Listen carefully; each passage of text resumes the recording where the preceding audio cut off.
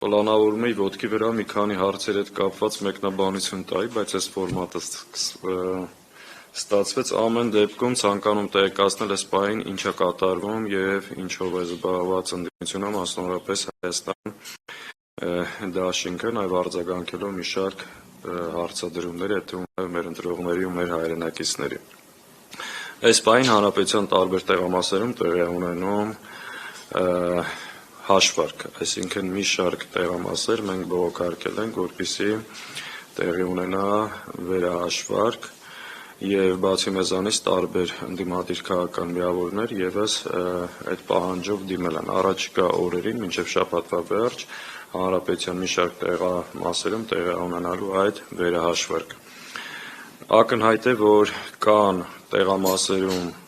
արձանագրված արձանագրությունների եւ կենտրոնական ընտրական հանձնաժողովի կայքում տեղադրված տվյալների մեջ անհամապատասխանություն։ Այսինքն մենք տեղամասից ունենք ստորագրված կնքված արձանագրություն, որտեղ արտացոլված են այլ տվյալներ, իսկ կենտրոնական ընտրական հանձնաժողովում այլ տվյալներ։ Կարող եմ նույնիսկ օրինակներ բերել, օրինակ 27/26 տեղամասում, սա Չարենցավաղում է։ Հայաստան դաշինքը ստացել է 112 ձայն, որ արձանագրության մեջ ֆիքսված է, իսկ կենտրոնական ընտրական հանձնաժողովի կայքում մեր դիմաց գրված է 8 ձայն։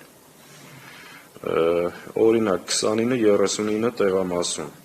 117 քվ արձանագրությունով ֆիքսված է, կենտրոնականի կայքում դրված է 80 քվ։ Կենտրոնական ընտրական հանձնաժողովը սա մեկնաբանում է իբրև տեխնիկական վրիպում, այստեղ շատ կարևոր արձանագրում, որ ուզում եմ անել, կենտրոնական ընտրական հանձնաժողովի կայքը պարբերաբար խափանվում է եւ այս տվյալները, որ մենք կարողանանք մեր արձանագրությունները համեմատել կայքում տեղադրված արդյունքների հետ, չենք կարողանում, որովհետեւ շատ հաճախ բլոկավորվում կամ խափեսում են։ Այսինքն այս տվյալները, որ ասում ենք, 3 գիշերենք մենք ներբեռն է։ Հիմա կարող է թարմացնել, մեկ այլ բան լինի, բայց ակնհայտ է, որ կան այս անհամապատասխանությունները, որոնք մենք ֆիքսել ենք։ Հետևաբար այս պահին տեղի կունենա վերահաշվարկները, դրանից բացի այստեղ եւս ուզում եմ հստակ լինի, որ մենք ունենք 2005 տեղամասերի արձանագրությունները, առանձին եւս մենք այդ տվյալները ամփոփում ենք։ Ու նաեւ ակնհայտ է, որ վերահաշվարկի արդյունքում որոշակի փոփոխություններ ակնկալում ենք, չենք կարող ամբողջ հանրապետության տարածքում վերահաշվարկ իրականացնել, բայց մեր գործընկերները եւս այն տեղամասերի վրա, որտեղ ակնհայտ տեսել ենք կամ հասկացել ենք, որ նման խախտումներ կարող են տեղի ունեցած լինել, դիմել ենք վերահաշվարկի։